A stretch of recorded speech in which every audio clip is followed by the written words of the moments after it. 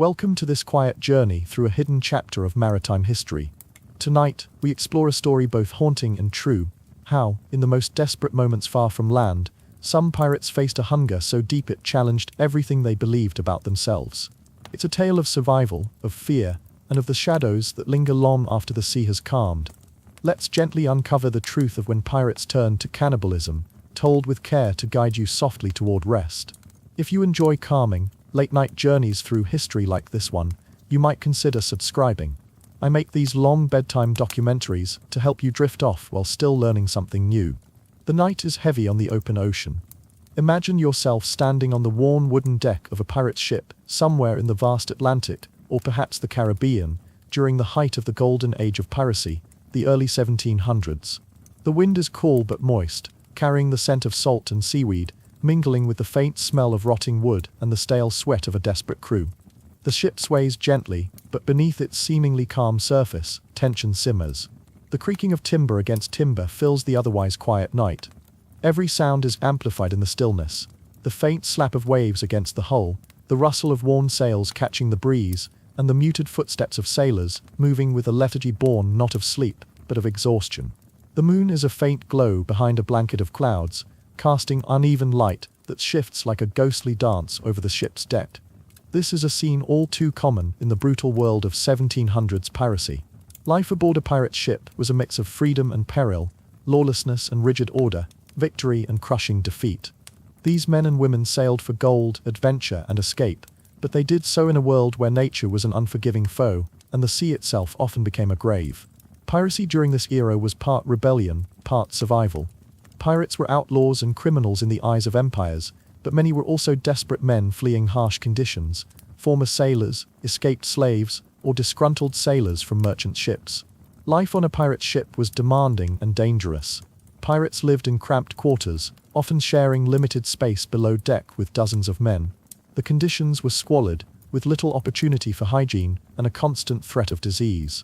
Fresh water was rationed tightly, and food supplies were always a precarious balance. Provisioning a ship was a complicated endeavor. Before setting sail, pirates, or the captains of pirate ships, would stockpile barrels of salted meat, dried hardtack, peas, and whatever else they could lay their hands on. Fresh fruit and vegetables were rare luxuries, quickly spoiled in the heat. Water, critical for survival, was stored in barrels but quickly became brackish or contaminated. These supplies had to last for weeks, sometimes months. Long voyages meant facing dwindling food stores, especially if storms or enemy ships delayed or damaged the ship's progress. Pirates had to be resourceful, often supplementing their stores by raiding merchant ships or fishing. But when luck ran out, so did the food. The sensation of hunger at sea was relentless. Pirates were tough, hardened men, but hunger could wear down even the fiercest. Initially, hunger presented as a dull ache or gnawing emptiness in the stomach. Over days, it grew sharper and more painful. Weakness crept in, making even the simplest tasks exhausting.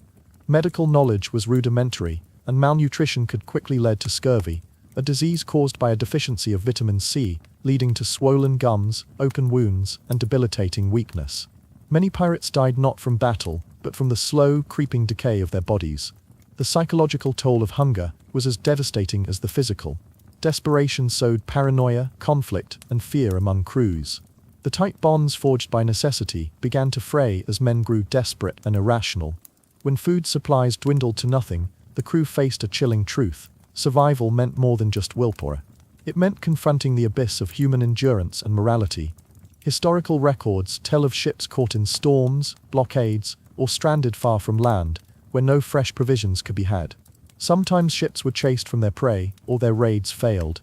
Pirate captains faced impossible decisions, whether to turn back, risk mutiny, or push forward in the hope of rescue or plunder.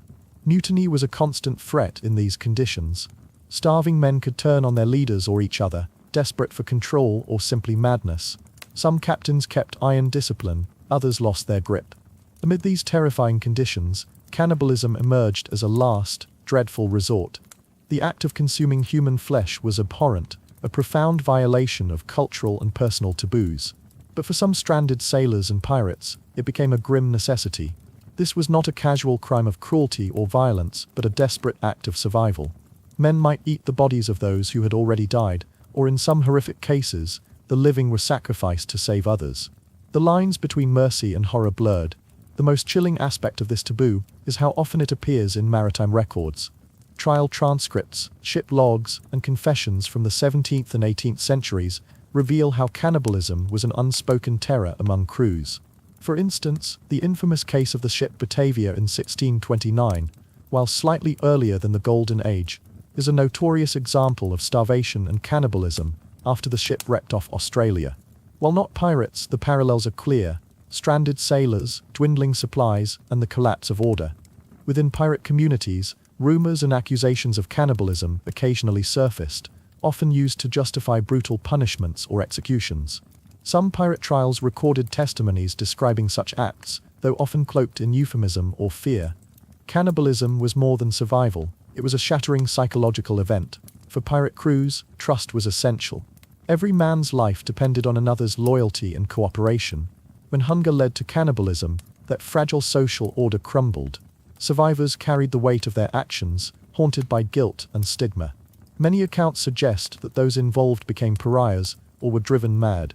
Pirate lore often treats cannibalism as a cursed act, inviting supernatural retribution. Pirate ships were not the only vessels to suffer such fates. Across maritime history, sailors, explorers, and naval crews faced starvation and sometimes resorted to cannibalism. Famous cases like the wreck of the Franklin expedition in the 19th century or the Essex whaling ship in 1820 show that even disciplined naval crews could face the same horrifying choices. Despite its occasional occurrence, cannibalism remained rare. Several factors kept it in check. Most sailors were deeply religious or superstitious, and cannibalism was condemned as a sin and a curse.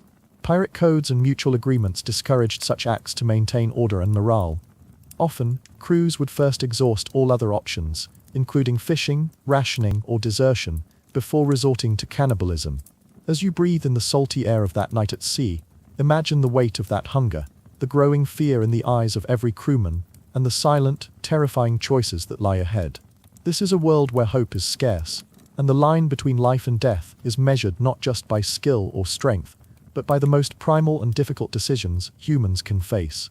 The sea is indifferent, endless, and unforgiving, a silent witness to human courage and horror alike. The world of pirates in the 1700s was one of constant motion and precarious survival.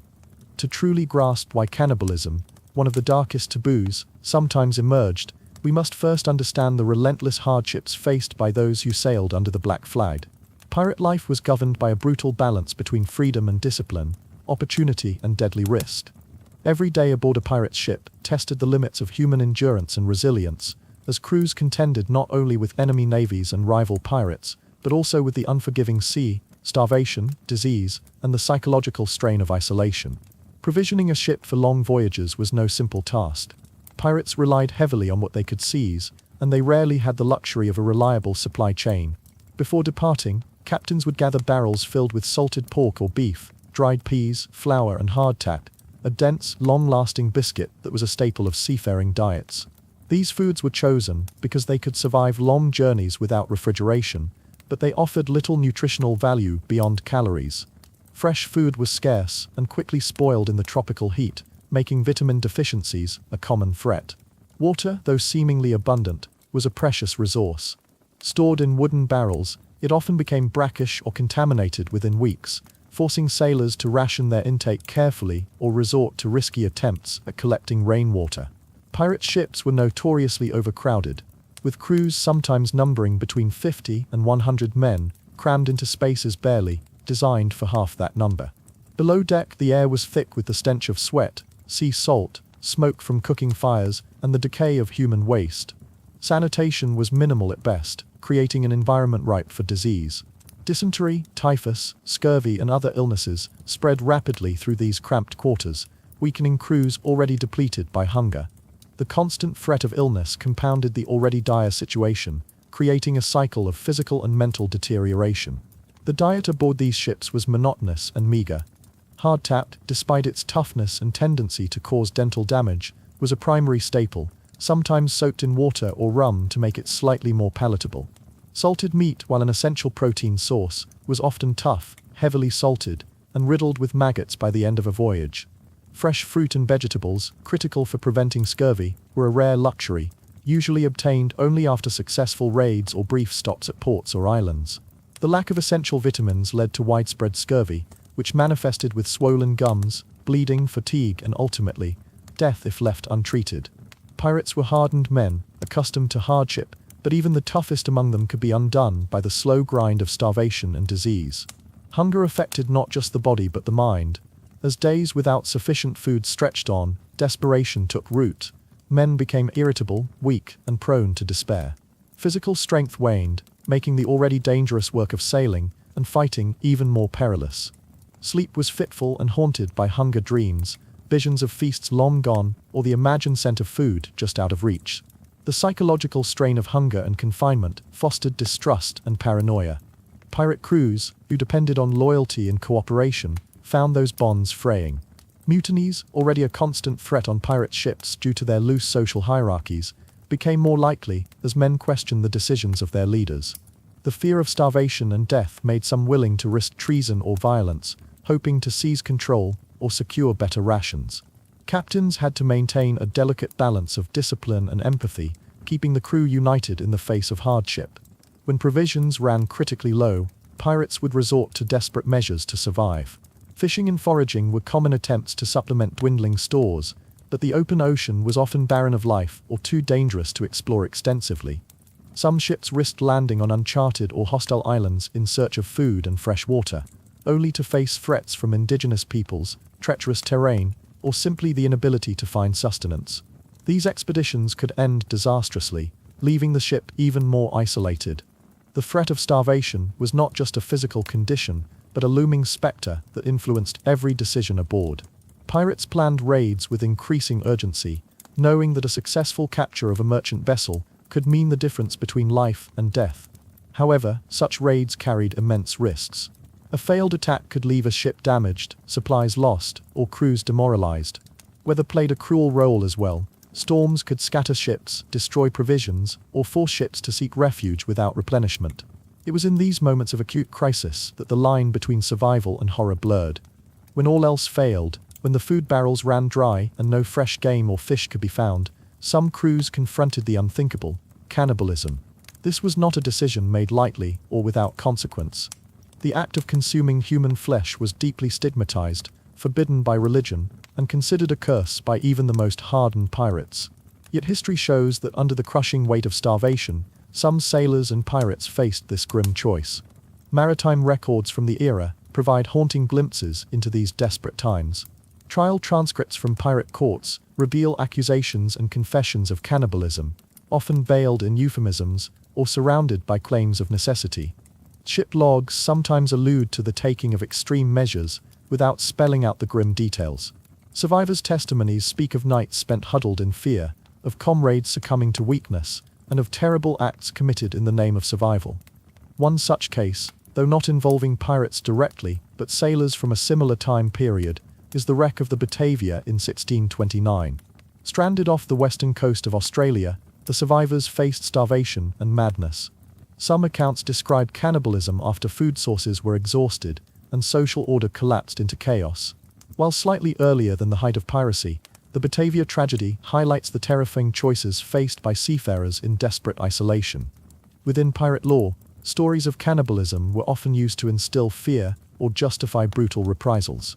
Pirates themselves sometimes accused rivals or mutineers of resorting to such acts, whether truthfully or as propaganda. The taboo nature of cannibalism ensured it remained a whispered secret, a horror to be hidden from the outside world. Yet the very presence of these stories suggests a dark undercurrent to pirate life seldom spoken of openly. The psychological impact of cannibalism on crews was profound. Trust, the foundation of any effective pirate crew, was shattered by the act. Those who participated or survived such ordeals carried deep guilt, and some were ostracized or driven to madness. The collective trauma could haunt a crew long after the immediate crisis passed, coloring their legends and superstitions.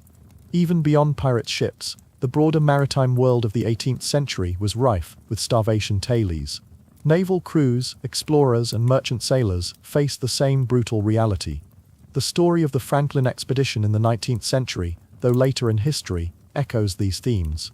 Trapped in the Arctic ice, the crew resorted to cannibalism in their desperate attempt to survive the unforgiving environment. Despite these horrors, cannibalism remained a last resort, rare and surrounded by fear. Religious beliefs condemned the act as a sin, promising damnation. Pirate codes, while often violent and lawless, sought to maintain order and discourage such breakdowns. More often than not, crews exhausted every other possibility, rationing, fishing, desertion, before crossing that final line. As you imagine the cramped, sweltering hold of a pirate ship in the 1700s, feel the gnawing emptiness of hunger and the slow erosion of hope. The vast ocean stretches endlessly around you, indifferent to human suffering. Each creak of the ship, each whisper of the wind, carries the weight of desperate choices made in the dark. This is the harsh reality, beneath the swashbuckling tailies. A world where survival meant confronting the most profound horrors, and where the hunger of the body could lead to a hunger of the soul. Cannibalism has long been one of humanity's deepest taboos, shrouded in horror and superstition. Yet throughout maritime history, it appears repeatedly, often emerging not from cruelty or savagery, but from desperate survival amid the unforgiving expanse of the sea. To truly understand the grim reality of pirate cannibalism in the 1700s, it is essential to explore the broader context of cannibalism at sea, the different forms it has taken, the myths and truths intertwined in seafarers' tailies, and how it was perceived by those who lived through those dark times. Cannibalism can be categorized into several distinct types. The first and most common in maritime history is survival cannibalism. This occurs when people, stranded or trapped without sufficient food, resort to consuming human flesh to stay alive. Unlike ritualistic or culturally driven cannibalism, survival cannibalism arises from dire necessity, not tradition or belief. It is a grim, involuntary choice made when no other sustenance is available. Survival cannibalism was documented among explorers trapped in polar ice, shipwreck survivors stranded on islands, and seamen caught in long voyages with dwindling provisions. Ritualistic cannibalism, by contrast, involves the consumption of human flesh as part of cultural or religious ceremonies. This form, while historically practiced in some societies, was rare or non-existent among European sailors and pirates of the 1700s.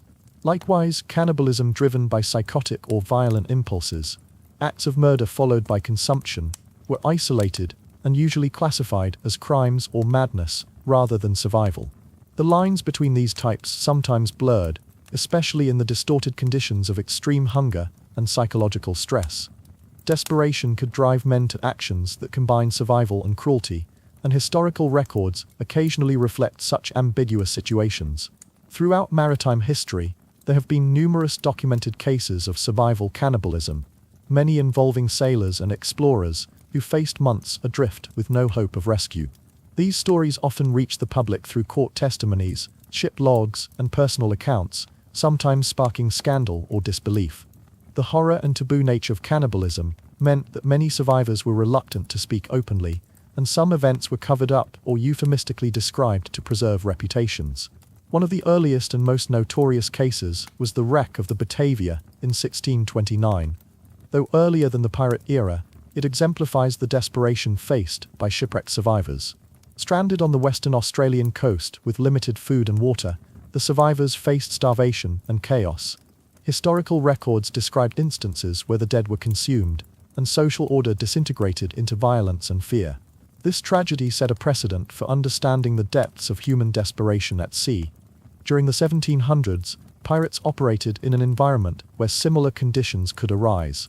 While piracy itself was a violent and lawless profession, the social codes among pirate crews often discouraged acts like cannibalism, unless in absolute desperation. These codes, known as articles or pirate codes, were surprisingly democratic and sought to maintain order and fairness. The notion of cannibalism violated not just moral beliefs, but the fragile trust necessary for a crew's survival. Nonetheless, there are documented instances where pirates and sailors faced such hunger that cannibalism became unavoidable. Court records from the era sometimes mention extreme measures taken by crews, often implying cannibalism without explicit detail. Confessions extracted under interrogation reveal grim stories of starvation-driven acts, where the line between victim and survivor was tragically blurred. The mythology of pirate cannibalism also grew from these harsh realities. Stories told in taverns and ports became embellished over time, mixing fact with fiction and feeding a public fascination with the macabre.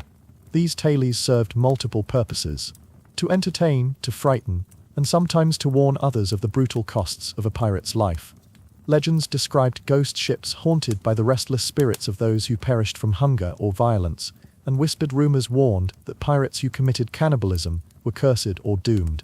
Separating fact from fiction is challenging. Many sensational stories were exaggerated or fabricated by authors eager to captivate readers. Some pirates used the threat of cannibalism as psychological warfare, spreading fear among enemies or captured crews. On the other hand, historians have uncovered credible evidence of cannibalism through archaeological findings, such as bones with cut marks consistent with flesh removal, or detailed accounts by survivors. In the minds of pirates and sailors, cannibalism was a subject wrapped in fear, shame, and taboo. Religious beliefs, especially Christianity, condemned the act as a grave sin. Superstitions held that consuming human flesh invited curses and supernatural punishment. This fear reinforced the rarity of the act and its status as a last resort. Cannibalism at sea was also tied to the breakdown of social and moral order. Pirate crews depended on mutual trust and loyalty to function. The act of consuming a crewmate was not just a physical act, but a psychological rupture that threatened the cohesion of the group. In some cases, the horror of cannibalism spurred further violence, mutiny, or suicide. Despite its rarity, the fear of cannibalism had practical effects. Pirate captains might discipline or exile those who hinted at such acts.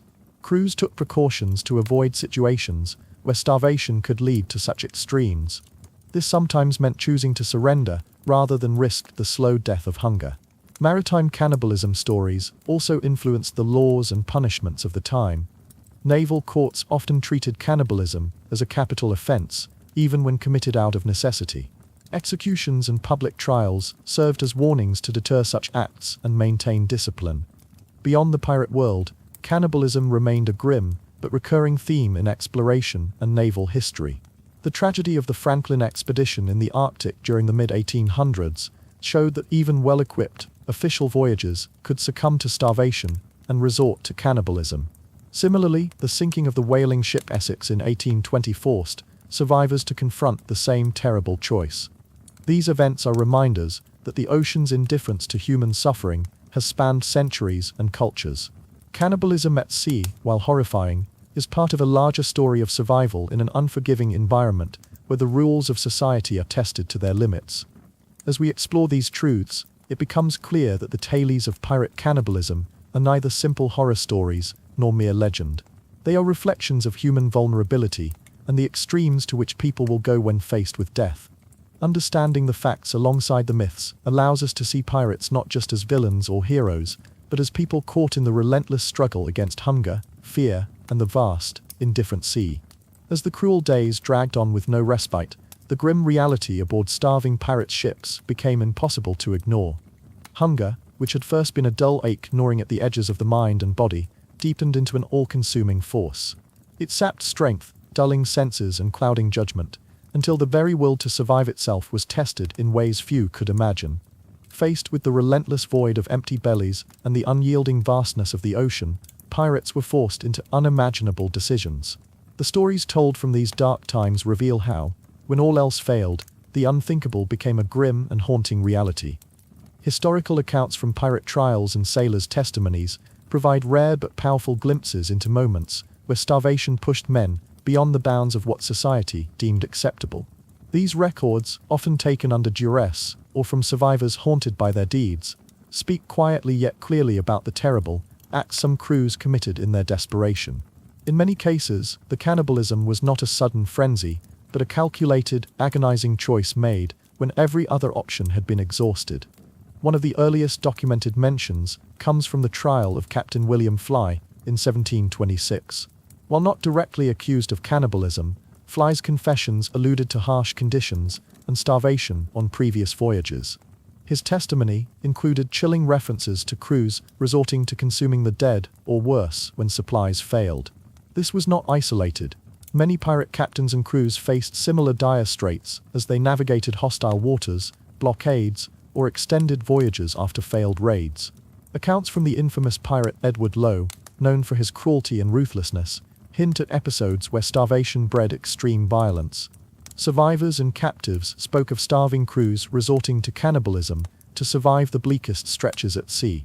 While some stories may have been exaggerated to tarnish Lowe's reputation, they reflect the very real desperation that could drive men to cannibalism in the 1700s maritime world.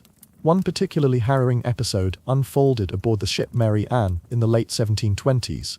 Trapped by storms and unable to resupply, the crew endured weeks of dwindling provisions. With food completely exhausted and no land in sight, records indicate that several crew members succumbed to starvation.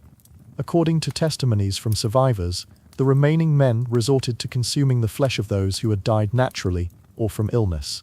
The psychological toll was immense. Survivors spoke of guilt, shame, and a haunted silence that followed. The event was recorded in a naval inquiry that condemned the acts, but also acknowledged the desperate circumstances. Such cases were tragic but not unique. Starvation on pirate ships often came with a cruel twist, the fear of becoming the next victim. In some extreme situations, those still alive might be sacrificed to save others, a horrifying calculation that shattered the bonds of camaraderie. This was a psychological abyss where trust, once a crew's lifeline, was severed. The social dynamics aboard a pirate ship made the emergence of cannibalism even more fraught. Pirates governed themselves with codes that emphasized fairness, shared plunder, and collective responsibility.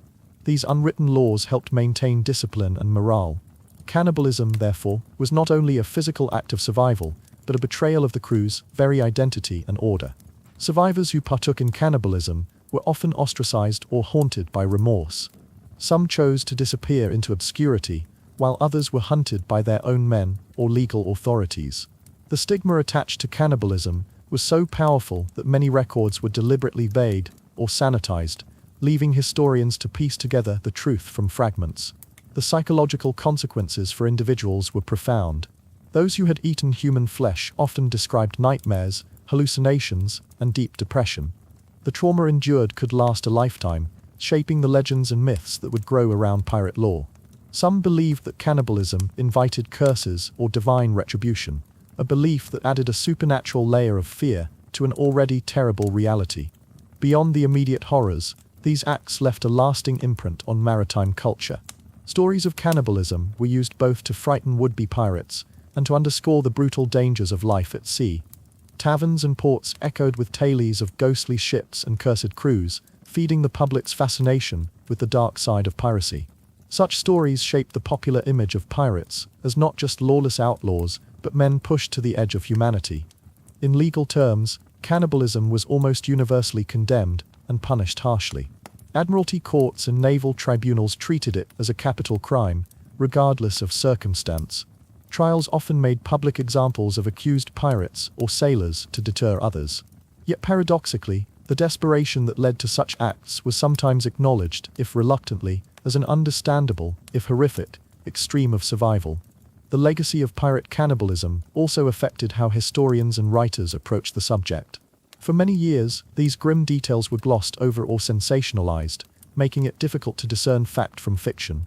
Modern research, however, strives to examine these events with a balanced eye, recognizing the complex human realities behind the horror.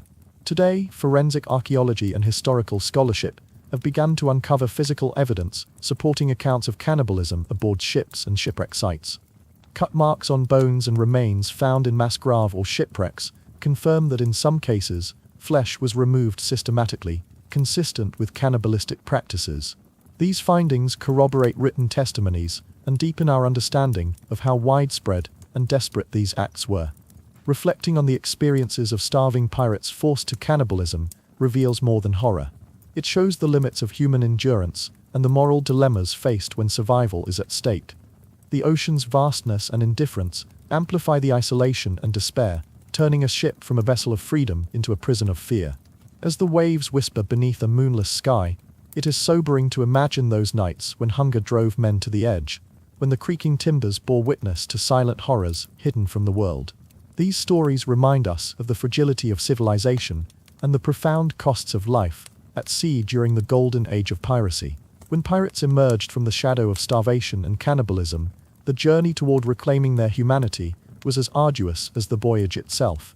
The trauma etched by such horrific acts cut far deeper than physical wounds.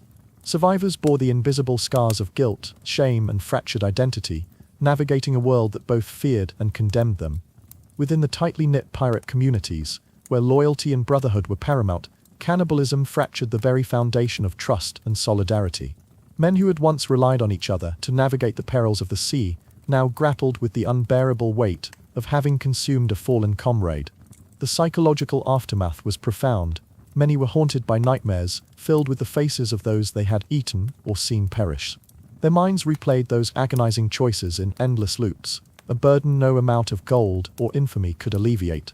This silence and secrecy around cannibalism was not merely born of fear of legal punishment, but also of a deeply ingrained cultural taboo. In the harsh yet strangely ordered world of piracy, breaking this taboo meant risking exile from the crew or worse, violent retribution.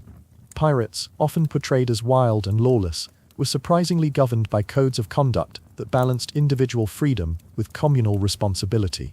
The Pirate Articles, a set of rules agreed upon by the crew, served as a social contract to maintain order and fairness.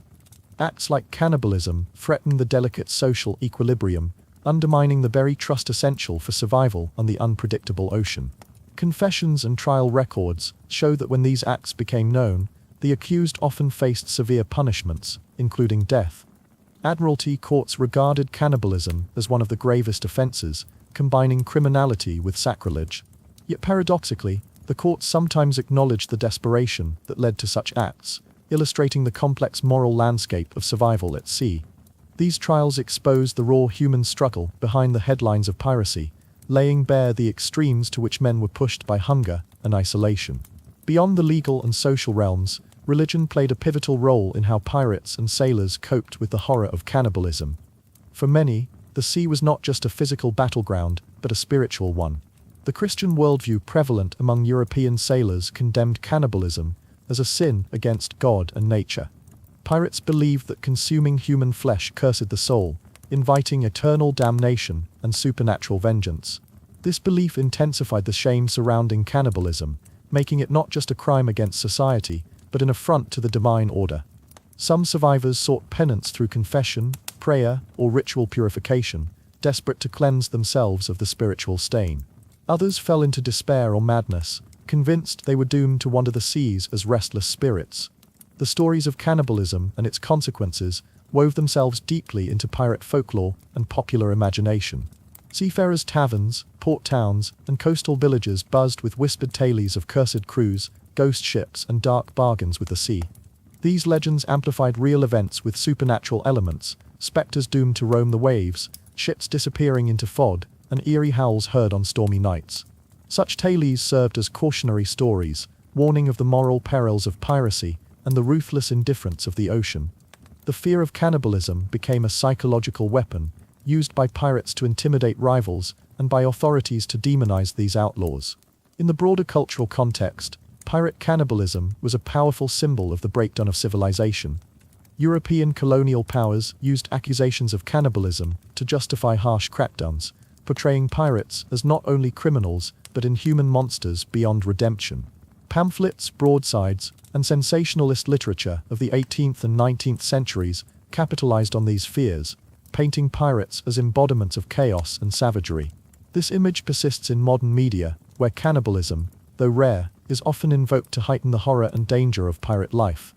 Despite the stigma, cannibalism's legacy extended into maritime practices and policies. The specter of starvation and its consequences spurred naval authorities to improve provisioning standards and safety protocols. Ships began carrying better stocks of fresh food and water, and regulations aimed to prevent the isolation that led to such desperate acts. These changes reflect a gradual recognition of the human cost beneath the romantic veneer of sea adventure. Archaeological discoveries in recent decades have shed new light on the reality of cannibalism. Careful forensic examination of bones from shipwreck sites reveals cut marks consistent with flesh removal, confirming many historical testimonies. These physical evidences validate the oral and written histories, grounding the legends in somber reality and deepening our understanding of pirate life's brutal limits. The psychological aftermath also shaped pirate culture itself. Survivors of cannibalism often exhibited lasting trauma, symptoms we now recognize as post-traumatic stress disorder. Nightmares, flashbacks, social withdrawal, and substance abuse were common. Some pirates turned to violence or reckless behavior, perhaps as coping mechanisms or expressions of their inner turmoil. Others became isolated, haunted by their deeds, and struggling to reintegrate into society or even their own crews. This human dimension complicates the traditional pirate narrative. It forces us to confront pirates not merely as villains or adventurers, but as complex individuals caught in a relentless struggle against the harshest conditions imaginable. Their stories of cannibalism reveal both the depths of human depravity and the desperate will to survive. In modern times, the theme of pirate cannibalism continues to capture imaginations, appearing in literature, films, and folklore. It serves as a potent reminder of the extremes of human experience and the perilous nature of life at sea. Yet, behind the horror lies a profound story of endurance, fear, and the fragile boundary between civilization and savagery. As you drift into the quiet rhythm of sleep, imagine the endless dark ocean beneath you, the cold waves whispering secrets of men who faced starvation's cruel embrace. Their stories echo across centuries, a haunting testament to the will to live and the tragic costs of survival in a world ruled by wind, wave, and hunger. As the relentless tides of the 18th century carried pirate ships across vast and treacherous oceans, the spectre of cannibalism lingered not only as a dreadful possibility, but as a force shaping the very fabric of maritime life and law. To truly comprehend the lasting impact of cannibalism among pirates, one must explore its profound influence on maritime law, cultural memory, social psychology, and even how modern society continues to grapple with these stories. The legal repercussions of cannibalism at sea were severe and uncompromising. Admiralty courts, the judicial bodies responsible for maritime law, treated cannibalism as one of the most abhorrent crimes. In a time when piracy itself was punishable by death, the additional stigma of cannibalism served to brand those who committed it as beyond the pale of human decency and justice. Pirates accused of cannibalism faced not only execution, but a total erasure of their honor, their names scrawled in public records as warnings to others. These trials were often conducted with great public spectacle, meant to reinforce the absolute power of naval authority and deter seafaring lawlessness. Yet paradoxically, court records reveal moments of reluctant empathy, as judges and officials acknowledged the extreme circumstances that led to cannibalism. Witness testimonies often described long periods of starvation, disease, and isolation, underscoring that these acts were born of survival rather than malice. Such nuances, however, rarely swayed sentences, which remained harsh to uphold moral order and discourage further transgressions.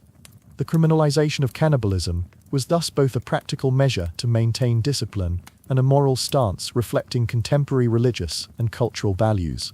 These harsh punishments influenced the evolution of maritime policies and shipboard practices. Naval powers, driven partly by the fear of cannibalism's consequences, began emphasizing better provisioning standards and strict rationing systems. Ships were required to carry sufficient food and potable water for extended voyages, and captains were held accountable for maintaining crew welfare. This represented a shift toward a more professional and regulated approach to seafaring, aimed at preventing starvation-induced breakdowns of order. The legacy of pirate cannibalism thus contributed to reforms that saved countless lives by addressing the root causes of desperation. Culturally, the tales of pirate cannibalism resonated deeply with the public imagination, seeping into folklore, literature, and art. Pirates, already cast as both heroes and villains, were further demonized by stories of their descent into cannibalistic madness. Writers of the 18th and 19th centuries, such as Daniel Defoe and later Robert Louis Stevenson, incorporated these dark themes into narratives that blurred lines between historical fact and sensational fiction. These stories depicted pirates as figures caught in a cycle of violence and desperation, where the sea's vastness amplified their isolation and savagery. The gruesome image of cannibalistic pirates haunted taverns and port towns, shaping a collective fear that lingered long after the pirate era waned. Within pirate crews, the stigma surrounding cannibalism was equally potent and complex. While pirates rejected many social norms, they adhered fiercely to their own codes of conduct that demanded loyalty and mutual respect. Acts of cannibalism ruptured these bonds, eroding trust and jeopardizing the fragile social fabric that held crews together. Survivors often bore the weight of their actions privately, retreating into silence or exhibiting signs of psychological trauma.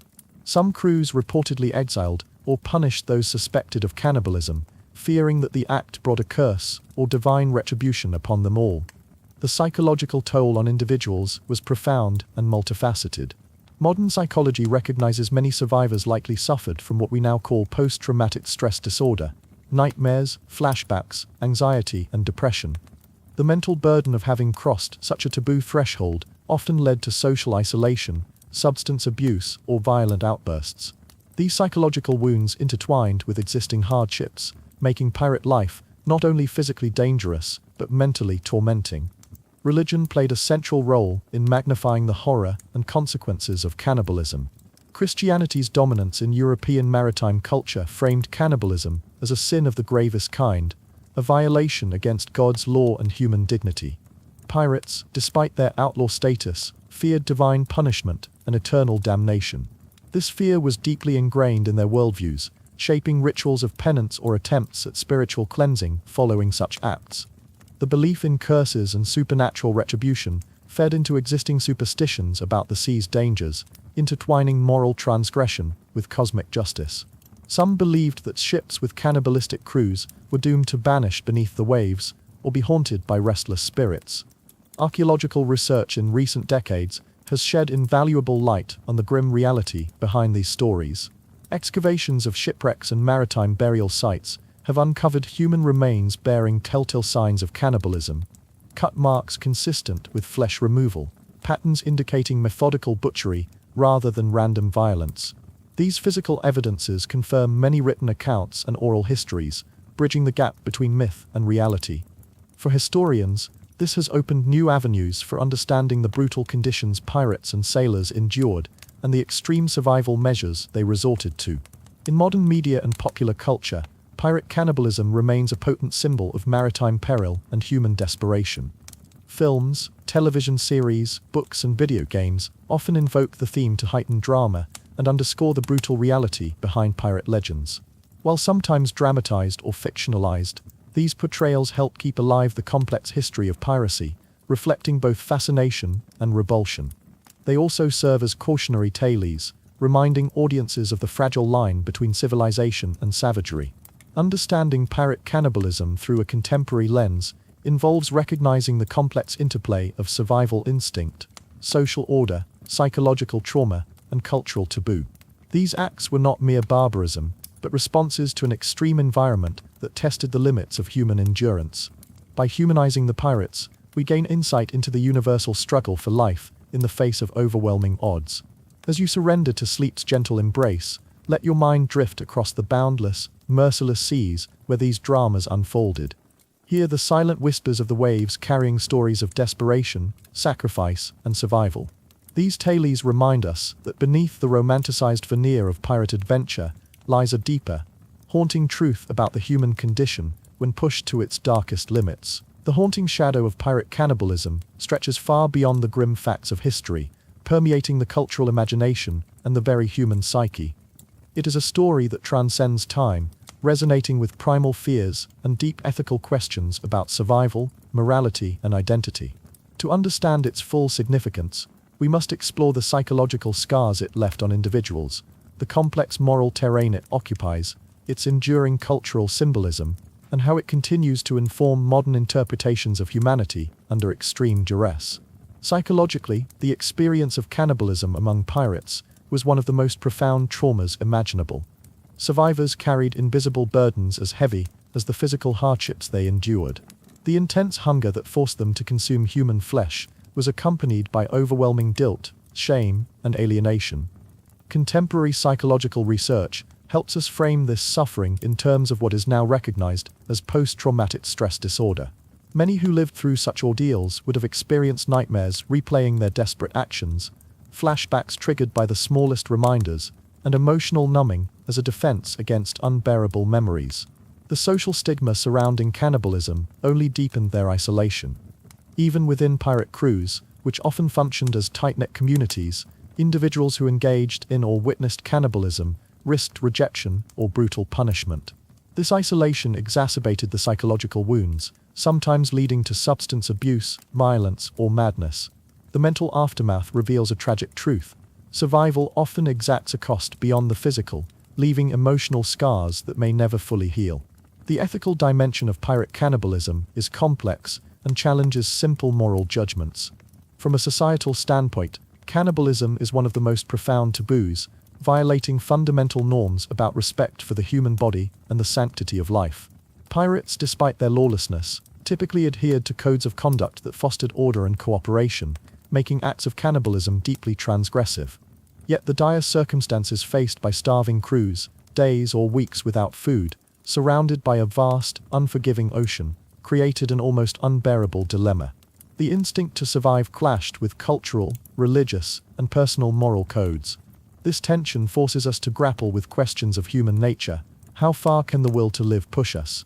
At what point do survival instincts override the deeply ingrained values that define us as human? The history of pirate cannibalism compels us to confront the uncomfortable truth that morality can become fluid under extreme pressure, and that compassion and condemnation often coexist uneasily. Culturally, pirate cannibalism has evolved into a potent symbol, woven into the mythology of the sea and piracy itself.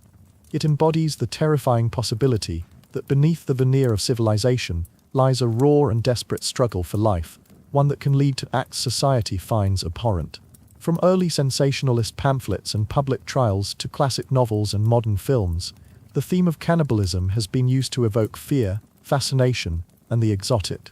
Pirates were depicted as figures who not only defied laws of man, but transgressed the laws of nature and God, reinforcing their status as outcasts and monsters. These narratives often mix truth with exaggeration, creating legends of cursed ships and haunted seas. Yet, despite the horror, such stories captivated audiences, tapping into universal fears of isolation, starvation, and loss of humanity. Within pirate communities, the legacy of cannibalism was one of silence, shame, and trauma. The Pirate Code, a surprising example of early democratic social contracts, demanded loyalty and fairness, making cannibalism a rupture in social cohesion. Survivors often hid their involvement, knowing exposure could lead to ostracism or violence. The psychological scars manifested not only individually, but collectively, shaping crew dynamics and pirate culture. Stories of madness, violence, or withdrawal among survivors suggest the deep and lasting impact of these experiences.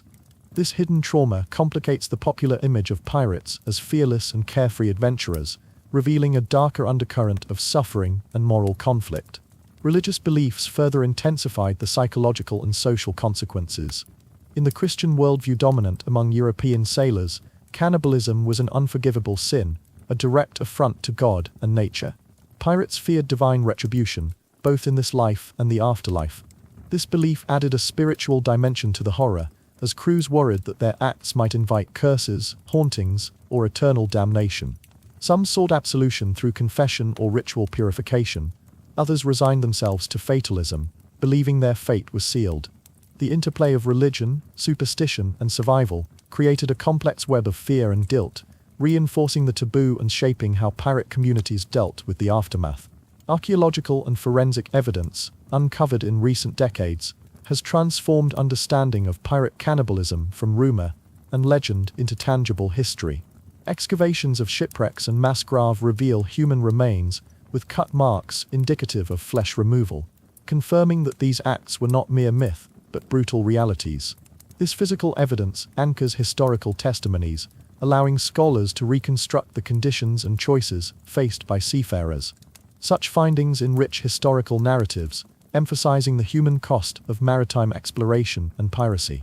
They also provoke ethical reflection on how we remember and interpret past suffering.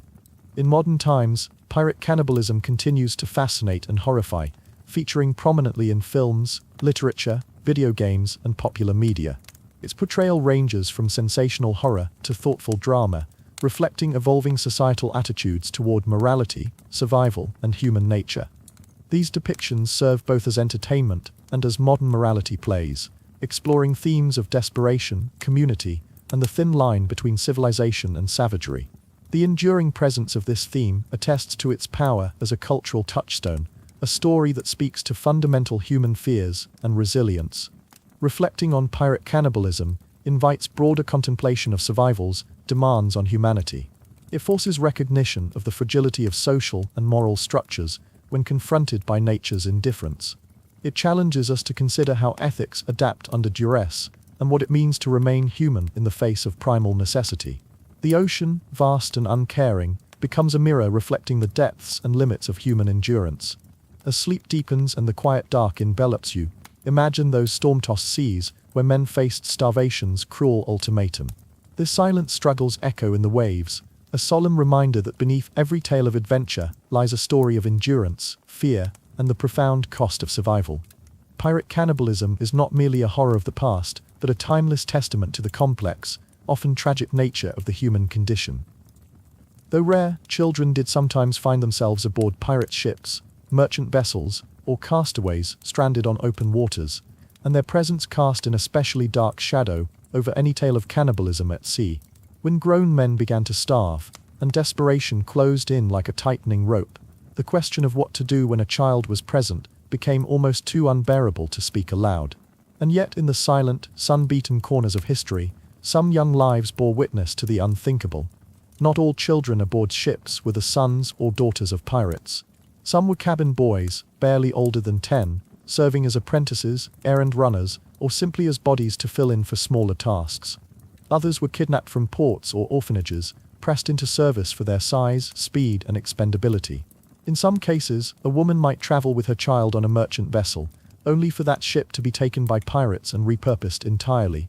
There are whispers, quiet but persistent, of children raised at sea, acclimating to the rough speech, lawless rhythms, and harsh discipline of life aboard. But none were prepared for starvation. None were prepared for the moment when provisions ran out, when thirst burned behind the eyes, and hunger stripped away decency. Historical records rarely speak directly of children in cases of maritime cannibalism. Their presence is often hinted at through omission, descriptions of a small body, a young one, or the unbearable decision that had to be made. It is in these phrases, buried in survivor testimonies and trial documents, that we begin to see the outline of children in these harrowing stories. In some accounts they were spared, hidden away by sailors who still clung to a fragment of moral code. In others, they were the first to be lost, either as victims of natural death, or worse, chosen for their smaller size, their weaker strength, and the grim arithmetic of hunger. Consider the grim logic of starvation. As days turn to weeks without food, a man's body begins to devour itself. Muscles weaken, thoughts grow sluggish, and the mind becomes erratic, flickering between despair and delusion. In this state, everything is reduced to flesh and function. A child, too small to fight, too dependent to survive alone, might become both the most helpless and the most tempting target. This is the abyss into which some crews fell, the point where the humanity of the group dissolved under the heat of sun and starvation, and every decision became a sin weighed against survival. One of the most haunting consequences of cannibalism involving children is the psychological ruin it brings to those who live through it. Survivors of these voyages often describe the experience not as one of guilt alone, but of having witnessed the soul itself fracture. To see a child eaten, whether by necessity, choice, or resignation, was to see a sacred line crossed. For many, it meant never again feeling clean, worthy, or sane. Some went mad in the aftermath. Others buried the memory so deeply, it only emerged in dreams. And some carried the weight in silence until death, unable to speak of what they had seen. In rare documented cases, children survived such ordeals. When these young witnesses returned to land, they brought with them not only malnourished bodies, but minds marked by trauma. Imagine the confusion of a 10-year-old, forced to watch as their shipmates dismembered a corpse, or sat quietly while adult hands divided salted flesh into strips, offering it as if it were bread. These children had no vocabulary for such horrors. They were thrust into an adult world of moral collapse, and in many cases, they never fully emerged from it. Some grew up to be wanderers, thieves, or sailors unable to settle. Others refused to speak of the sea ever again. Yet for all the horror, there were those who tried to protect children at sea from these choices. Stories survive of sailors who volunteered themselves so that a child might live, or who took the role of silent guardian, feeding the young what little water or biscuit they had hoarded, even as their own bodies failed. In these acts of final kindness, we glimpse something sacred, a refusal to fully surrender to the darkness, a determination to let innocence endure a moment longer. These unnamed guardians, lost to the waves or to time, were perhaps the last flickers of morality in a world gone mad. The presence of children also shaped how stories of cannibalism were told. When journalists in the 1800s wrote of shipwrecks, they often emphasized whether children were on board. If a child had died, the tale was more horrifying. If a child had survived, it was a miracle. And if a child had been eaten, it was often left unsaid, implied through a chilling gap in the narrative. These omissions were not accidental. Society could handle tales of grown men eating one another, but when the innocent were involved, the horror became too complete. The audience turned away. The moral line had been crossed so completely that no redemption could follow. Even among pirates, men who lived outside the bounds of conventional law, there were occasional taboos, and the harming of children was one of them. Most pirate codes explicitly prohibited the assault of women and children, though these codes were often broken. Still, the ideal remained, that the young were not to be touched. Yet desperation mocks all ideals. When hunger gnawed away at the mind, and the sea offered no hope of rescue, the ancient laws of survival replaced the written code. In such moments, children became just another body in the boat, a truth too cruel to bear, and too real to deny. There is something especially haunting about the image of a starving child adrift at sea. The ocean, already vast and cruel, becomes a prison with no door. A child cannot row. A child cannot hunt. A child cannot reason with hunger. And so their survival depends entirely on the choices of others, choices made by men who may be hallucinating, despairing, or already halfway to madness. In this way, the fate of the child becomes the ultimate measure of the crew's remaining humanity. If they protect the child, even to their own ruin, some shred of their soul remains intact. If they consume the child, all is lost. The silence around this topic in historical documents speaks volumes. Cannibalism itself was often whispered about in hushed tones or buried in euphemism, but when children were involved, the silence deepened.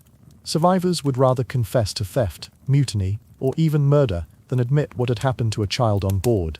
Some avoided prosecution, simply because the details were too ghastly to prosecute. Others died before the truth could ever be told. What we're left with are fragments, scraps of diary entries, second-hand rumors and trial records, where the most chilling fact is the one left out. Still, not all these stories end in despair.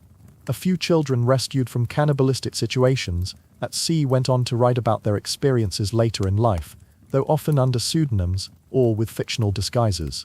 Their accounts tell of endless thirst, the stench of death, and the way the adults around them slowly transformed into strangers. But they also speak of unexpected tenderness, a sailor who told them stories to pass the time, or a man who gave away his last ration of rum to help the child sleep. In these stories, the horror of the sea is never forgotten, but neither is the fragile thread of compassion that sometimes survived it. In modern psychology, the presence of children in disaster scenarios is studied not only for its emotional toll, but for what it reveals about group behavior. When a child is present, adults often organize themselves differently. They may become more protective, more cooperative, or more decisive. But when survival begins to feel impossible, the presence of a child can become a devastating burden, both emotionally and practically. In shipwreck situations, this duality leads to impossible decisions. Protecting the child may mean dooming the group. Sacrificing the child may destroy the group from within. There is no resolution, only memory. Perhaps this is why the presence of children in tales of pirate cannibalism continues to echo with such weight. The sea already strips away comfort and safety, but when it takes away innocence, when it consumes not just flesh but childhood itself, the loss becomes unbearable. These are the stories that live at the bottom of the ocean, not just because they are old, but because no one ever wanted to bring them to the surface. And yet, as you drift into sleep, you may still hear them, the ghostly footsteps of small shoes on rotting decks, the whispered lullabies sung against the scream of wind, the aching silence of a lifeboat holding one child too few. The sea keeps its secrets well, but some truths refuse to sink. Pirate life, for all its lawlessness and brutality, revolved around strong leadership. Captains and quartermasters held sway not only through fear and force, but also through respect and shared hardship. But when starvation set in and supplies dwindled, that leadership was put to its most grueling test. It was during these darkest stretches, when the hold lay bare and the water barrels ran dry, that the true character of a leader and a crew was revealed. With the wage of survival high and the means few, guilds of men who once cheered at the sight of plunder now looked to their captain for guidance through a horror no blade or strategy could conquer. Chief among the questions that stoked the fires of mutiny and despair was, who decides when cannibalism becomes the desperate route? On many ships, the captain was the final arbiter. Their authority was rarely absolute. Pirate articles often required votes on serious decisions, but in moments of crisis, those same men expected their leaders to steer them through. Yet no code could fully prepare a captain to say, "We must kill one of our own to eat and live." That decision, when it came, shattered the equilibrium of crew, shattered trust, and left psychological wounds that never healed. Take, for example, the harrowing aftermath of storms or failed raids. A pirate captain, his eyes sunken and his voice cracking under stress, might call the crew to violent counsel. The choice loomed: who among us will we sacrifice? The quartermaster, the captain's second in command, often stood at the center of this decision-making. Elected by the crew, the quartermaster balanced captain's authority with democratic legitimacy. In starvation's grip, the quartermaster became cause for mutiny or salvation. If he spoke for mercy, the crew might allow one man to offer himself to save the rest. But if he stayed silent, bitterness grew. Any attempt at institutional mercy had to come quickly, or mutiny would follow, and with it, violence. Historical accounts are sparse, but the structure of pirate governance hints at precisely such dynamics. Captain Robert Culliford, whose name appears in accounts of cannibalism during a 90s Indian Ocean voyage, had to publicly justify his decisions to spare or sacrifice a crew member. Oral testimonies suggest that when he proposed sacrificing a badly injured sailor, the quartermaster delayed the vote. That delay bought them enough time to sight land, and enough time for resentment to fester, nearly leading to his death on their return. Culliford's survival was payback.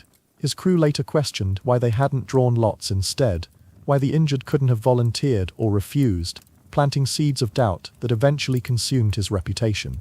But captains were not always heroes. Some chose instead to lead through sheer brutality. Captain Edward Lowe, known for terrorizing the Caribbean, allegedly pressed men into cannibalism not just out of hunger, but as a punishment for mutiny or cowardice. Survivors testified that Lowe offered intoxicating drinks laced with forced confessions, then fed the traitor to the crew. Whether historical or legend, such stories underline the profound danger of absolute power mixed with starvation, leadership twisted into tyranny, turning hunger into horror. The complexity of leadership in these moments is perhaps best seen through the mechanics of the death lottery, or, as sailors called it, drawing straws.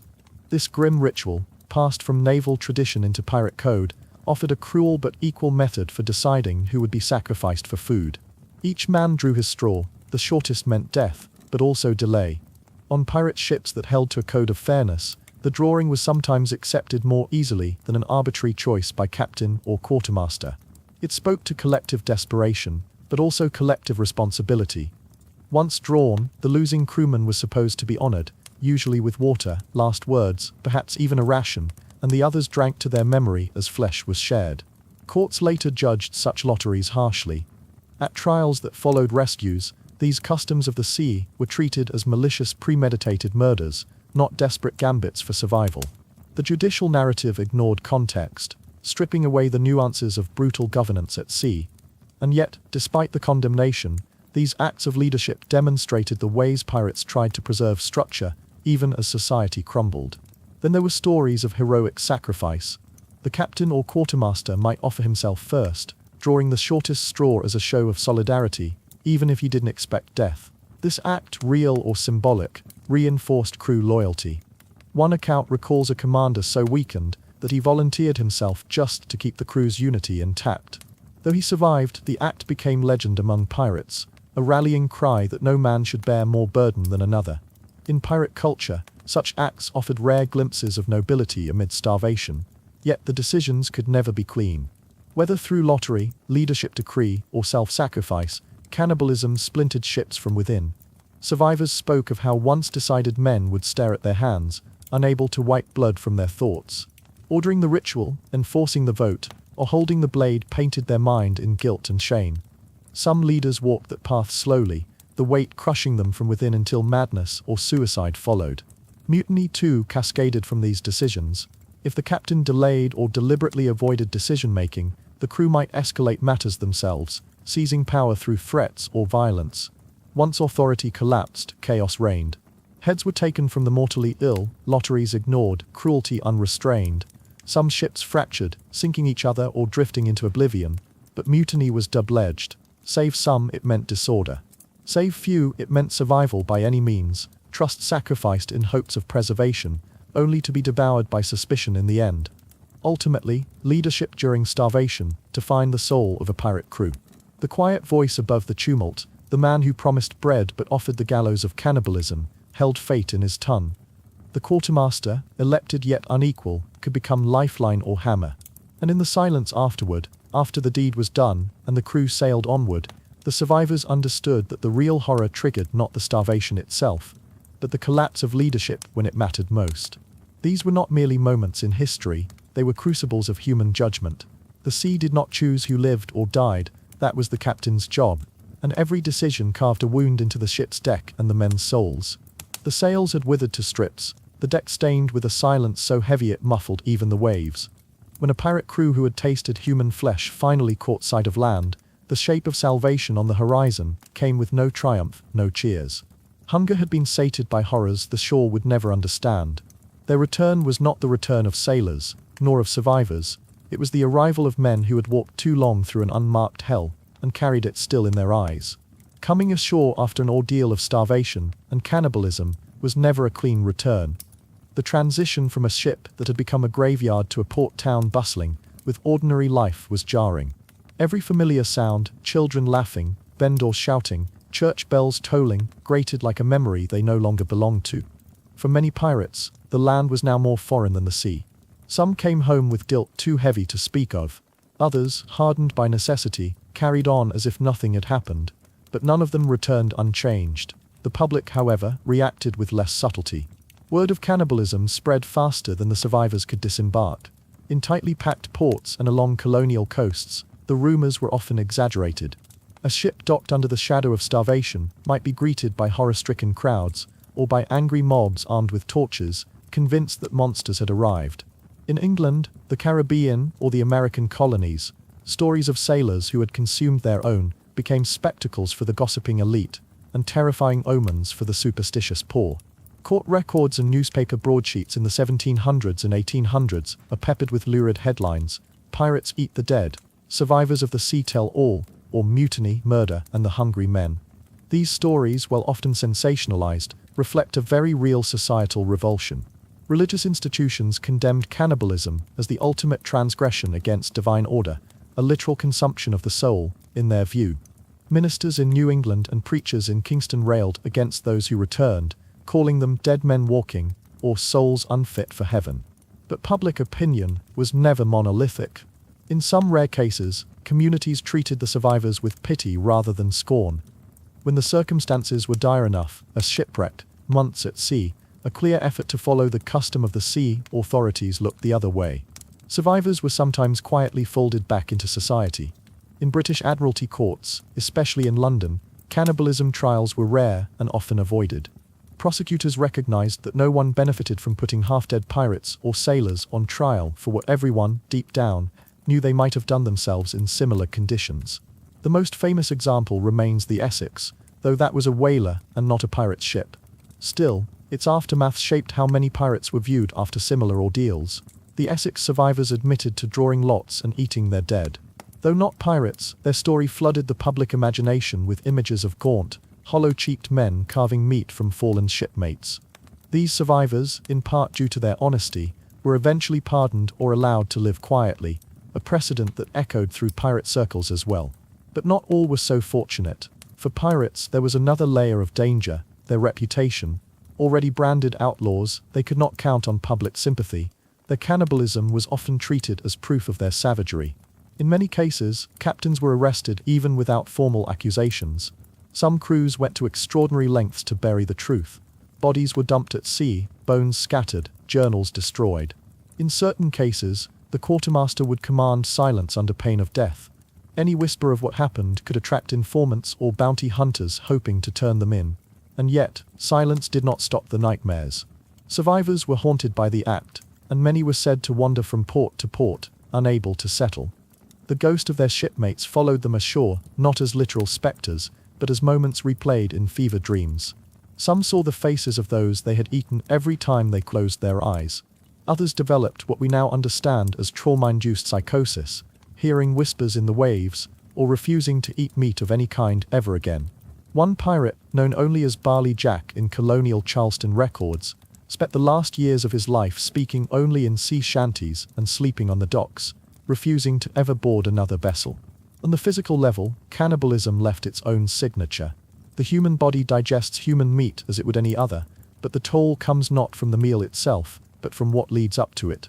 Starvation eats away at the muscles, softens the mind, and erodes judgment. Survivors often returned skeletal, with open sores, clouded eyes, and broken teeth from cracking bones. Their systems, used to salt pork and hardtack, could barely handle flesh, even their own. Some died shortly after rescue, not from wounds or the act itself, but from the shock of suddenly eating real food again. Their bodies had forgotten how to live. Culturally, these men became pariahs or legends.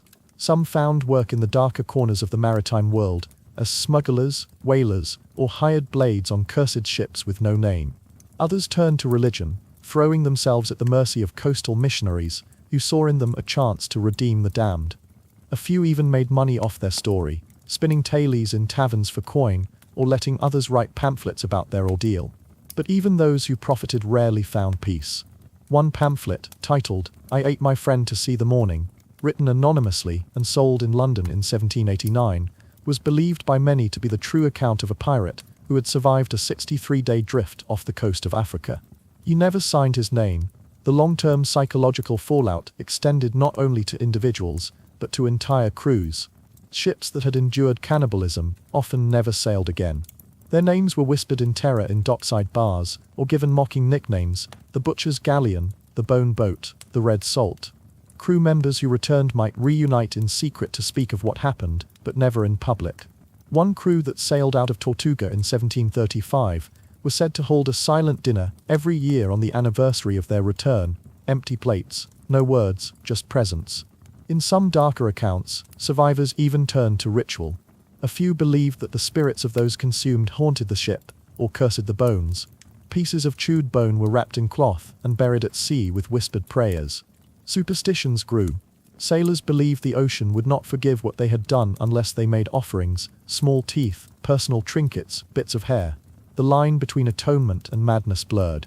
Pirate lore began to blend cannibalism with the occult, tales of ships that sailed endlessly with ghostly crews who had eaten each other down to the last man. And while authorities feared what cannibalism said about human depravity, many sailors feared something else entirely: that the sea demanded it, that hunger was not just a natural state, but a test of faith, and those who failed it were claimed not by death, but by the sea's darker hunger. These beliefs became part of pirate mythos, the undercurrent of whispers behind every joke about running out of pork, or every grim toast made when rations ran low. Cannibalism became more than desperation. It became a shadow that followed the pirate identity, a hidden cost of their freedom. In the end, those who returned from such voyages did not return unchanged, and they were rarely welcomed. They had not merely survived, they had crossed a line society refused to acknowledge. And so they drifted, not just from port to port, but from the world of the living into a liminal space of memory and shadow. Their names faded from logs, their ships forgotten, but their stories endured, carved into the whispers of dockside sailors, and into the bones the sea never gave back. Not every horror leaves a visible scar. Some are buried beneath superstition, or passed down in stories so heavily veiled in metaphor that the truth can barely be found beneath the salt-stained exaggeration. Cannibalism among pirates, though often hidden from official records, survived not in confession, but in culture, in sea shanties hummed through cracked lips, in the silence between toasts, in the knowing look between old sailors who'd heard the same tales in different ports. When pirates turned to cannibalism, they carved their history not in ink, but in fear. The memory of what happened on those lost voyages did not vanish when the crew dispersed. Rather, it shifted. With time, retellings softened the edges. The names of the ships might be changed, the details made more palatable or absurd, but the underlying dread remained. "There's a boat off Haiti that feeds itself," whispered one sailor in a Bristol bar. "Every 10 days, one goes missing. And they always leave a spoon in his bunk." Was it true? No one knew, but few volunteered to join that crew when they set sail again. Maritime culture is rich with such cautionary tales, half-memories disguised as fiction. And cannibalism, being one of the ultimate taboos, took on a strange dual life at sea. It was at once unmentionable and omnipresent. Sailors were deeply superstitious people, and when something happened on the ocean that couldn't be explained, the answer often turned to curses, ghosts, or unspeakable acts. If a ship returned with too few men and too many shadows, the sea itself was blamed, or the crew, in hushed tones. The wind was dead because they fed it wrong, someone might say. They put the wrong meat in the cookpot, and now the sea won't forgive them. Logbooks rarely included the word. Even in private accounts, there was a hesitancy to name what had occurred. Captains might refer to diminishing rations or tragic attrition. Surgeons, if they kept journals at all, might note the presence of suspicious wounds on the dead. And yet between these lines, the truth could often be glimpsed in the careful vagueness, in the sudden silences in otherwise detailed records, in the dates when the crew began to fall ill, followed by strange entries like bones burned this morning, air heavy. No sailor ever admitted freely to eating another man, but they didn't need to. The shape of the story lingered in its absence. Oral tradition, on the other hand, allowed for more freedom. Sailors would sing about things they would never write. Cannibalism crept into verses the way a shadow slips beneath a door. There were songs of cursed ships that drifted too long and turned on each other, often masked in metaphor. One popular shanty from the late 1700s, often sung in taverns from Jamaica to Nova Scotia, went, "The black pot boils and the storm blows near. 9 men went down and none were clear. Pass the cup and pass it slow. For one of us next the tide will tow." To a landsman, it was just a grim drinking song. But to a sailor, especially one who'd lived through a famine at sea, the meaning was unmistakable. The black pot did not boil soup, and the line about none were clear echoed the guilt of shared sin. Even among pirates, men already used to lawlessness, cannibalism retained a unique status. It was not spoken of casually, nor used in jokes unless under extreme drunkenness. To suggest that a ship had resorted to it was an accusation of spiritual rot, not just survival. It meant the crew had broken a bond deeper than the law, the sailors' unspoken covenant never to cross that line, unless death had already begun to rot the timbers. And yet the sea had its own memory. Sailors believed that cannibal ships were marked, cursed by their choices. Some claimed that ships where flesh had been eaten would never sail true again, always catching contrary winds or losing their way. Others said you could feel it in the boards, that the deck was colder where the blood had spilled, or that gulls would not land on the mast. These ships, they said, carried more souls than the crew could count. Among coastal communities, particularly in the Caribbean and West Africa, where stories had long intermingled across cultures, tales of seafaring cannibalism began to take on mythic proportions. There were whispers of pirate ghosts who still sailed, looking for flesh to sate their hunger. Ships like the Crimson Widow or the Bleeding Mast were said to appear in storms, half-rotted, with lanterns made of skulls. Sailors told stories of seeing such ships glide past in silence, their decks moving but no crew visible, as if something still lived, but only in hunger. Such tales, though fantastical, grew from the roots of truth. There were real ships that disappeared for months, and returned with too few men and too little explanation. There were real crews who signed on under new names, sailing from different ports, trying to outpace the whispers. But the sea never forgets, and sailors, though they drank and laughed and lied, remembered in their bones the ships that did not return whole. Even pirates who never experienced such famine firsthand were shaped by the stories. They knew what happened when a voyage ran long. They learned, early and quietly, which men to fear when the food ran low. They watched for signs, the greedy glint in a crewmate's eye, the man who always volunteered to cook, the one who cleaned bones too carefully. In times of hunger, those stories came back like warnings passed down from mother to child. Don't go alone on deck, don't sleep too deep, don't trust the man who stopped praying. In time, these stories became cautionary anchors, not to stop men from piracy, but to remind them that the ocean takes everything, even the shape of a man, even the rules of decency, if you drift long enough. And cannibalism, though rarely spoken of directly, lingered like a storm always just past the horizon. The pirates who returned, if they returned at all, might pretend otherwise. They might drink, fight, steal, and swear they feared nothing. But in the dark, when the rum had worn off and the wind changed direction, they all remembered the one story they dared not tell in full. And it is perhaps for this reason, the silence, the shame, the fear, that cannibalism has remained both ever-present and invisible in the lore of piracy. It was not just an act, it was a transformation from human to something else. And no matter how many names a pirate might take, no matter how many oceans he crossed, that change could not be undone. It lived beneath the skin, beneath the smiles, beneath the salt. Passed down not in books, but in glances, in lullabies hummed without knowing why, In the way old sailors watched the horizon when the food stores grew thin, they remembered. And so the sea did too. Time softens horrors, or perhaps more accurately, it dulls their outlines until only the myth remains. By the end of the 18th century, the golden age of piracy had already begun to retreat into memory. The world was changing, empires expanding, laws tightening, oceans charted more carefully, and navies growing stronger. The rogue freedom that once flourished between islands and trade routes found itself under siege. Yet even as the pirate became a symbol of rebellion in stories, the realities of what some of them did, especially in their most desperate hours, began to vanish, smoothed away by time, embarrassment, and the sensibilities of a more civilized world. Cannibalism, though it had once haunted the margins of pirate lore, became one of the first things buried in this historical cleansing. It was incompatible with the romantic version of the pirate that was beginning to emerge in literature and theatre.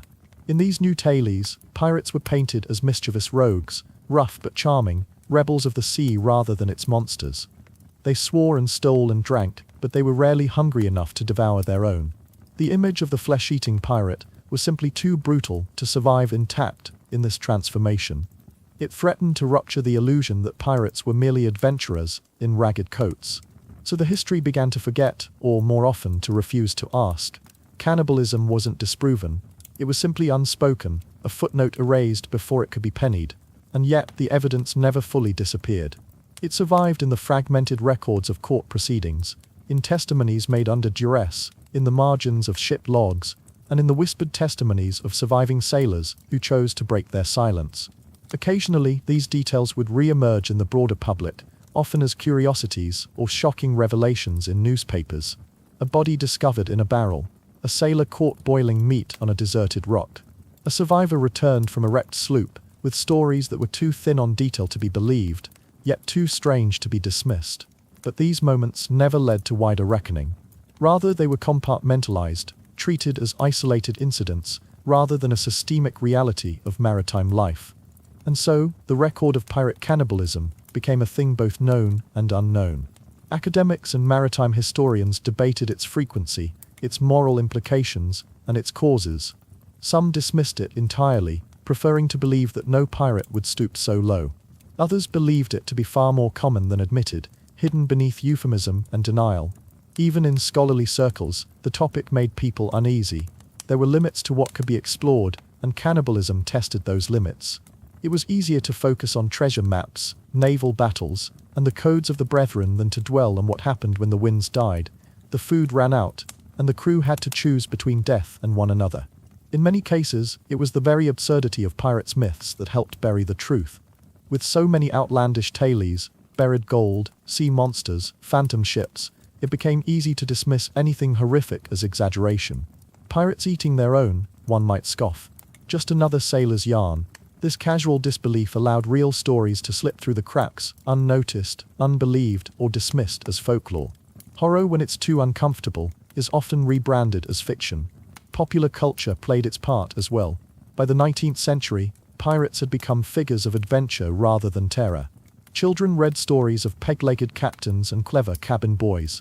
Plays were staged where pirates danced and sang and fell in love. By the time Robert Louis Stevenson penned Treasure Island, the transformation was complete. Cannibalism, if mentioned at all, was safely attributed to savage islanders or cursed villains.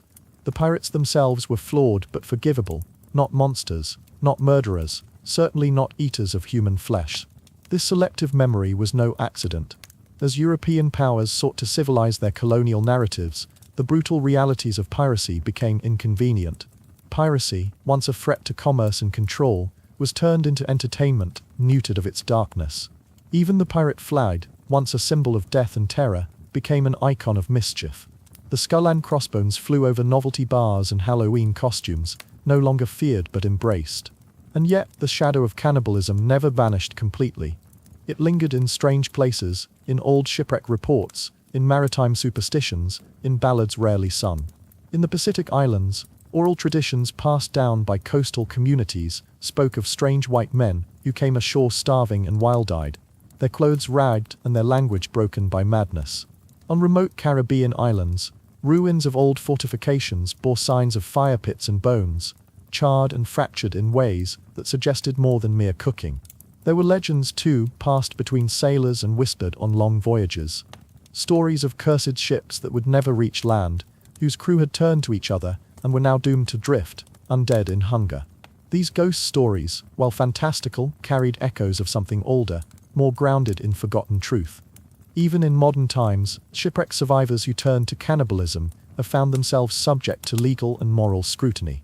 The infamous case of the Mignonette in 1884, in which shipwrecked British sailors killed and ate a crewmate, caused widespread public outrage and set a precedent for the legal definition of necessity. Though this was not a pirate ship, the case demonstrated that even centuries later, society still struggled to reconcile survival with morality. This is the legacy cannibalism leaves behind, a discomfort so great that even hundreds of years later, people would rather not speak of it. Pirates, already removed from polite history, became repositories for projected adventure and sanitized rebellion. But the full story, the whole brutal, wind-rattled truth, remained locked below deck. In recent years, as scholarship has become more willing to examine the darker edges of maritime history, some researchers have begun to piece together the lost chapters. Anthropologists, literary historians, and archaeologists have begun asking harder questions, not just about when cannibalism happened, but why it was hidden. Was it truly rare, or just rarely admitted? What role did desperation play, and how did it intersect with the already brutal life aboard a pirate ship? These questions do not have easy answers, but in exploring them, we begin to understand something deeper about piracy and about the human condition. Cannibalism is not just a grotesque act. It is a window into the most extreme form of survival, where all pretense is stripped away. And for pirates, who lived without law and often without mercy, it marked the final unraveling of what little order remained. It is here at this edge that the romantic fantasy crumbles, because no amount of gold or rum or roaring laughter can change what a man becomes when he eats another. That transformation, physical, moral, spiritual, was not something the world wanted to remember. And so it was forgotten. But the ocean does not forget. It carries every secret it's ever swallowed. And in the stillness between waves, in the creaking of old wood, in the shiver that runs through sailors as they pass a derelict vessel, there are still echoes of the truth. Not every pirate feasted on flesh, but those who did left behind something more haunting than bones. They left behind a silence, deliberate, uneasy, and hollow. There are acts that stain a man more deeply than blood. Cannibalism, especially when committed in the brutal world of piracy, was not a crime that ended when the meat was gone and the ship found land. It was an act that clung to the soul, wrapping itself in shame, necessity, and the gnawing question of what kind of person one had become. In this section, we look not at the physical act of cannibalism, but at its long shadow, at what happened after. After the bones were cracked, after the stomachs were filled, after the wind returned and the sails once again carried a ship toward land, what did it mean to live on with that memory? Many pirates, hardened by years of violence, hunger, and the brutal code of the sea, would never speak of what they had done. The silence served as a shield. Among crews that had participated in acts of cannibalism, there was often an unspoken pact to never speak of it again, not to outsiders, not even to one another. A look might pass between survivors, averted eyes when someone mentioned the dead, a long pause when recounting a voyage that had gone badly. The silence was safer than memory, but for some, silence was not enough. The psychological weight of survival cannibalism, especially among pirates, whose lives were already steeped in moral ambiguity, often became unbearable. There are fragments in court documents, journals, and even letters that suggest some survivors were haunted. They drank more, they isolated themselves. Some confessed, not in court but to clergy, or in desperate scrawled writings found long after death. They described dreams filled with the voices of the eaten. The smell of cooking flesh that would not fade. The image of a friend or crewmate screaming not in anger or pain, but in hunger. These were not merely hallucinations or nightmares. For many, they were moral reckonings. Pirates were no strangers to killing. They had shot, stabbed, and drowned men for gold and survival. But cannibalism was something else entirely. It stripped away even the last justifications of self-defense or war. There was no enemy. No duel, no plunder. There was only hunger, and the decision to reduce a human being to meat, to fuel the body with flesh. That memory lodged somewhere deeper than any sword wound. Some survivors, especially those who had partaken unwillingly, spoke later in life of their shame. They tried to make sense of what they had done. Some called it madness, suggesting that they had gone beyond the borders of sanity in the face of starvation. Others claimed it had been the devil's work, That temptation had taken hold of them when their bellies howled and their hope died. A few insisted it had been a mercy killing, that they had slain the weakest not in cruelty, but to spare them the slower death that waited. Among pirates, where the line between sinner and saint was already thin, these rationalizations were sometimes accepted, and sometimes not. In rare cases, cannibalism split crews apart long after the act had occurred. Once the desperation had passed, bitterness took root. Some could not forgive their crewmates for what had happened. Fights broke out months later over old accusations. Men were marooned by their own shipmates not for theft or cowardice, but for having tasted what should never have been tasted. And then there were those who felt no guilt. These men, hardened beyond recognition, sometimes spoke openly of the experience, not as bragging, but as a kind of grim badge, a proof that they had endured the worst the sea could offer. One 18th century account records a pirate who, when pressed about the fate of a banished crewman, simply laughed and said, "We ate him like pork and lived." It is difficult to say whether he meant to horrify, or whether he had truly ceased to feel horror. Psychologically, the trauma of cannibalism manifested in many ways. Sailors who had endured such acts sometimes developed lifelong aversions to meat, or to cooking smells. Others became paranoid, convinced they would be recognized or punished. A few were said to avoid land entirely afterward, choosing instead to spend the rest of their days on the water, always in motion, as though they feared what would catch up to them if they stopped. There are even accounts, though rare and often whispered, of survivors who turned to cannibalism again, not out of hunger, but because something within them had been changed. The line once crossed, they no longer saw it as unthinkable. These were the pirates most feared by their peers, not those who killed for gold, but those who, in the wrong moment, might look at a dying crewmate and see not a man, but meat.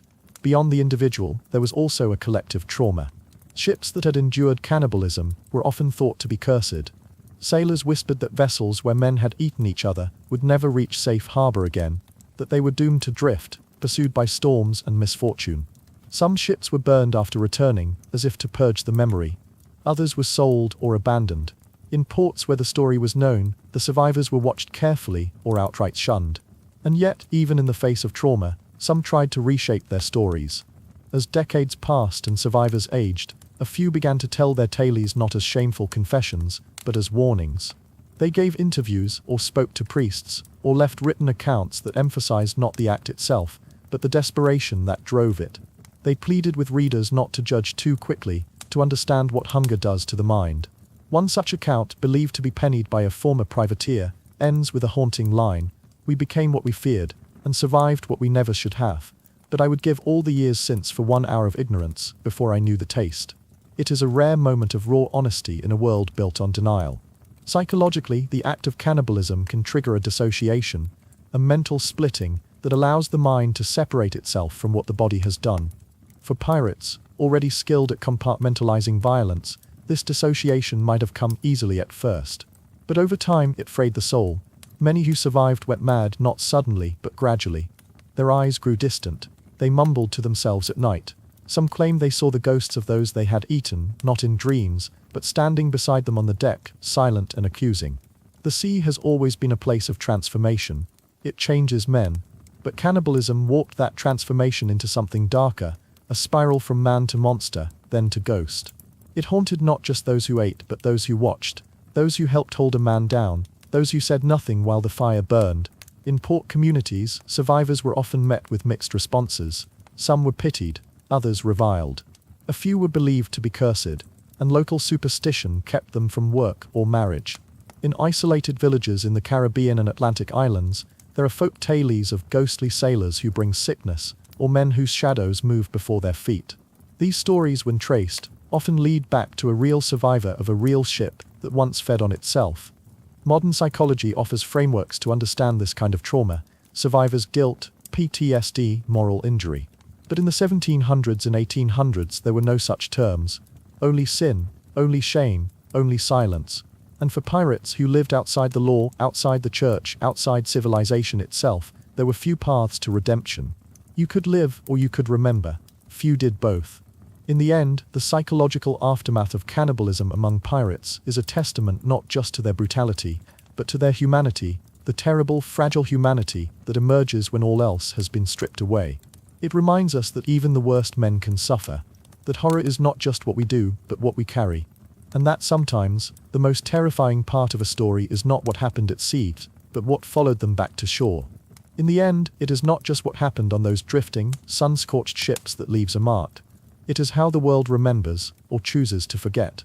For all the brutality, for all the desperate hunger and unthinkable choices, cannibalism at sea rarely left behind neat records. The world preferred its pirates wild, romantic, dangerous, but not monstrous, not human meat-eaters. And so as time passed, many of these stories were buried, deliberately or otherwise, under layers of shame, myth and silence. Maritime history is a foggy mirror, reflecting what it can but often obscuring what it cannot bear. The accounts of pirates who resorted to cannibalism are rare not because the act was so rare, but because so few dared to record it. Logs were rewritten, journals were lost or edited, families burned letters or refused to speak of them. In many cases, only rumors survived, fragmented tales of ghost ships or cursed voyages, with names stripped away and details blurred until nothing certain remained but dread.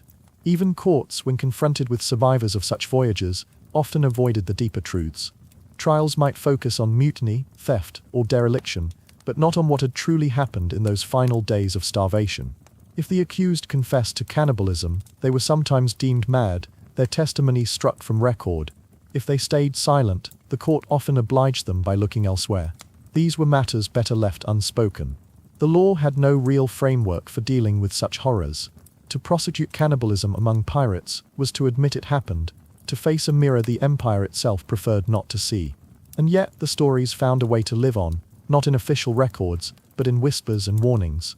In seaports from the Caribbean to the English coast, old sailors told tales of doomed vessels, of ships becalmed so long that their crews turned on each other. The names of the ships might change from mouth to mouth, the dates might blur, but the heart of the story remained, a lesson in desperation, a parable of human limits. Some tales claimed that the cannibals were punished by storms that rose out of nowhere. Others said they returned to land changed, their eyes blackened, their shadows moving before them. There were tales of men who could no longer eat normal food, who sought out the smell of burning flesh in secret. Sailors, a deeply superstitious breed, began to treat such tales not just as stories, but as warnings. Don't speak ill of the dead, don't whistle on deck, and never, ever ask a man what he ate during a long silence at sea. Among pirate crews themselves, these stories became both myth and memory. They served as cautionary tales, passed from generation to generation, often exaggerated for dramatic effect. A young sailor might hear the story of the Black Marigold, a ship said to have gone missing in the Sargasso Sea, only to return a month later with a half-dead crew and a hold filled with gnawed bones. Was it true? No one could say. But the fear it inspired was real, and sometimes, that was enough to keep discipline aboard ship when food ran low. In other places, especially in Caribbean island communities with long memories, the stories were woven into local folklore. Some told of ships that never reached shore again, cursed by their crimes to wander the sea eternally. Others warned of ghost sailors who came ashore under false names, walking among the living with silent eyes and the smell of smoke in their clothes. These were not men, they were reminders. Living echoes of choices made far from land, when all hope had gone and hunger had become God.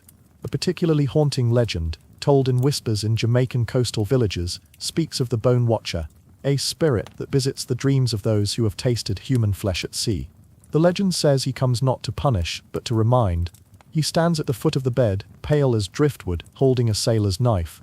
His eyes are empty sockets, he never speaks. But once he appears, a man can never eat meat again without vomiting.